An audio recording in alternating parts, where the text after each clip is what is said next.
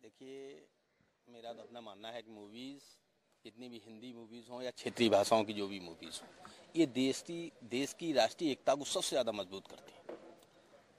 और आज आप देखिए, हिंदी हो, आज हमारी राष्ट्रभाषा नहीं बन पा रही, लेकिन इन क्षेत्रीय भाषाओं की वजह से आज हिंदी का सम्मान पूरे देश में है। चाहे वो बगल में द्रविड़ हो, चाहे तमिल हो, चाहे तेलुगु हो, चाहे भोजपुरी हो, इन सारी भाषाओं ने हिंदी को मजबूत करके रखा है और एक राष्ट्र को एक संयुक्त रूप से बना के रखा है। और उसमें एक ये ऐसी मूवी जिसका टाइटल ही बहुत शानदार है। हमारे तो ये मित्र हैं, छोटे भाई हैं, और इन्होंने इस मूवी को बना रहे हैं। छोरा गंगा किनारे वाला, ये गंगा अपने आप में एक हमारे देश के लिए एक बहुत पवित्र नदी है, Holi river of the India है। तो ये मान लीजिए कि और उसके किनारे का छोरा निश्चित तौर पे कहीं ना कहीं कोई अच्छा कमाल करेगा। हाँ, राजकुमार भैया से तो पूछेंगे ही, लेकिन क्योंकि आप लोग का सामाजिक मुद्दों से, राजनीति से भी सरोकार है, तो गंगा ऐसा एक मुद्दा है और इस फिल्म में नाम भी गंगा है। कितना इसको महत्वपूर्ण मानते हैं कि ऐसे समय पे राजकुमार जी इतनी अच्छी फिल्म बना रहे हैं? बहुत महत्वपूर्ण रहेगा। इस समय जो है, जिस समय ये पिक्चर का निर्माण कर रहे हैं, उस समय गंगा का मुद्दा छड़ा हुआ है देश में, शायद आपको पता भी होगा और चल भी रहा है। और हमारा मानना है कि गंगा जैसी पवित्र जगह को जो मुद्दा लेकर चला जा रहा है, उसमें आगे बढ़ना चाहिए। राजकुमार भैया क्या कहेंगे, जब प्रोड्यूसर्स आपके आपके जो मित्र हैं वो इतनी तारीफ करते हैं फिल्म को लेकर, और आप जब भी फिल्म बनाते हैं उसका म्यूजिक, उसकी कहानी हर किसी को इतनी पसंद आती है, इस फिल्म से कितनी उम्मीद है? सबसे पहले तो मैं बहुत खुश हूँ आज, क्योंकि एक तो हमारे धीरेन्द्र भाई साहब चूँकि इस फिल्म को प्रोड्यूस कर रहे हैं, और इटावा से मेरा 20-22 सालों से नाता है, मेरा आना जाना है। और वहाँ से आज जो हमारे भाई के बड़े भाई आए हुए हैं, और दो भाइयों का आशीर्वाद मुझे इस सेट पे मिल रहा है। तो इस छोरा गंगा किनारे वाले को तो इससे बड़ी ब्लेसिंग और कुछ मेरे लिए हो नहीं सकती थी, इस सिनेमा के लिए कुछ नहीं हो सकती है।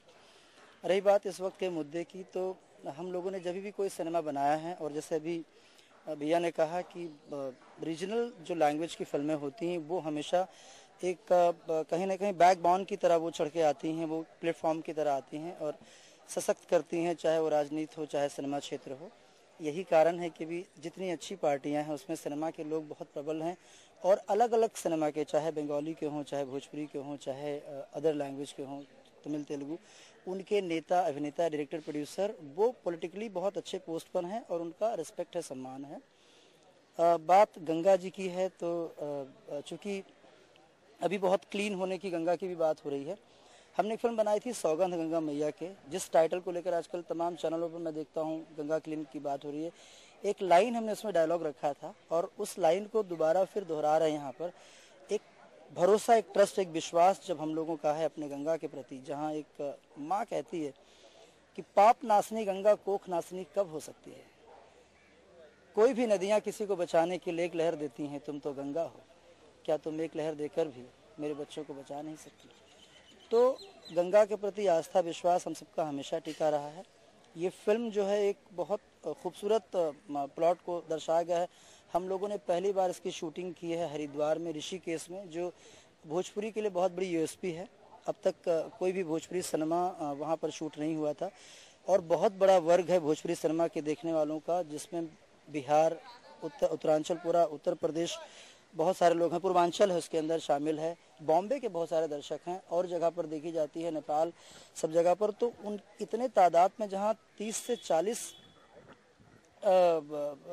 क्या बोलते हैं करोड़ के आसपास इसकी बोली को बोलने वाले लोग हैं और इसको प्यार करते हैं, तो इतने बड़े पैमाने पर अगर ये भागीरथी, ये जो गंगा वहाँ गंगोत्री से निकली हैं, उनका दर्शन, जैसे हम लोगों ने माई मनसा का शूटिंग किया इसके अंदर, वो दर्शकों के लिए बहुत नयापन होगा, बहुत अच्छा लगेगा।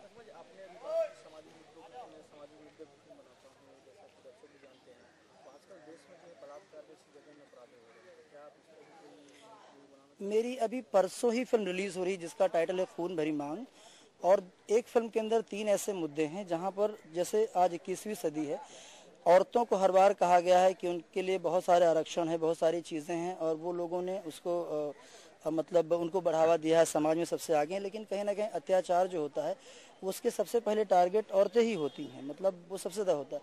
तो उसमें भी हमने उसी मुद्दे को उठा के फिल्म बनाई है और वो दर्शकों को बहुत भाएगी।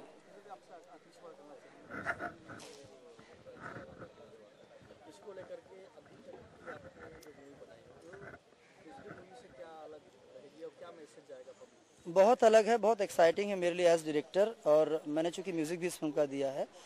तो जब भी आप कोई सिनेमा बनाते हैं जो रिलीज़ हो चुकी है उसके बाद, तो आप कुछ नया करने की कोशिश करते हैं।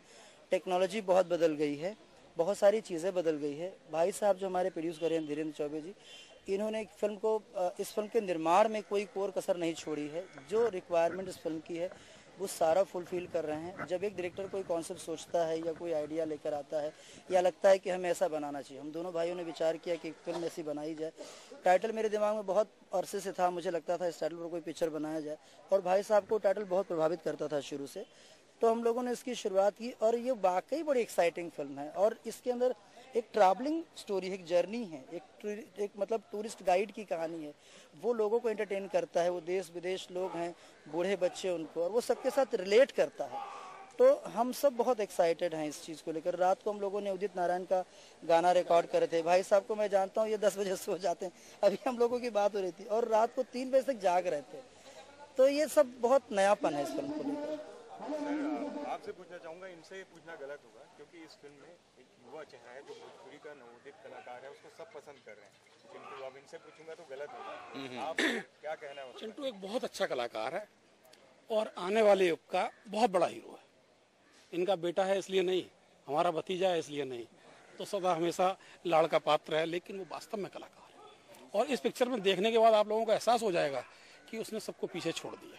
भोजपुरी के सुपरस्टार हमारे, तो उनकी तो विषय में कोई बात कर ही नहीं सकते हम। रवि भाई भी यहाँ पर मौजूद हैं। अरे रवि जी किंग रहे हैं और किंग की भूमिका में आए हैं, और यहाँ भी बहुत अच्छा कर रहे हैं। आप लोग देख ही रहे हो, गेस्ट की तरह आए हैं और कुछ अच्छे ही करके जाएंगे। एक सवाल मैं चाह रहा था, हम लोग तो चूंकि जुड़े हुए हैं, भैया पहली बार भोजपुरी के सेट पर आए, और ये जैसे पर्दे पर सिनेमा लोग देखते रहे हैं, वो पहली बार ये रियल देख रहे हैं, ये मारपीट फाइट, इनका क्या अनुभव है? वो हम लोगों के लिए, मेरे लिए स्पेशली बहुत एक्साइटिंग रहेगा। देखिए, हालांकि ये मेरा सेकंड चांस है यहाँ आने का। एक बार हमारे एक मित्र थे, उनका जिक्र इसमें नहीं करेंगे, बाद में हम आपको बताएंगे। ये सेकंड टाइम में हमारे धीरेन्द्र जी, हमारे बहुत प्रिय भाई, इनका आदेश हुआ कि आना है आपको, मैं चला। नहीं हमें आ गया। देखिए, जो इन्होंने सारी बात आपके सामने डायरेक्टर साहब ने रख दी। दोनों बहुत शानदार व्यक्ति हमारे बीच में खड़े हुए हैं, प्रोड्यूसर डायरेक्टर दोनों, और दोनों ने मिलकर के इस मूवी को बनाया है। निश्चित तौर पे आज ये सही बात है कि जो हमारे जो सिनेमा है, जगत है, इन्होंने हमारी भाषाओं को बहुत मजबूत किया, जिसका मैंने पहले भी आपको जिक्र किया। आज हिंदी को सबसे ज़्यादा सशक्त बनाने वाला और मजबूत बनाने वाला, चाहे वो भोजपुरी हो। आज भोजपुरी की भी पहचान ये सही थी, लेकिन आज सिनेमा की वजह से हिंदी और भोजपुरी दोनों की बहुत ज़बरदस्त पहचान, अलग पहचान बनी। और धीरे धीरे आप देखते जाइए कि और इम्प्रूवमेंट इसमें होगा। और जो जिस टाइप की ये मूवी हमारे बना रहे हैं, अब हम लोग इनसे और भी कभी बैठ के चर्चा करेंगे। और ज़रूरत है, एक आमूलचूल परिवर्तन की इस देश में एक आवश्यकता है।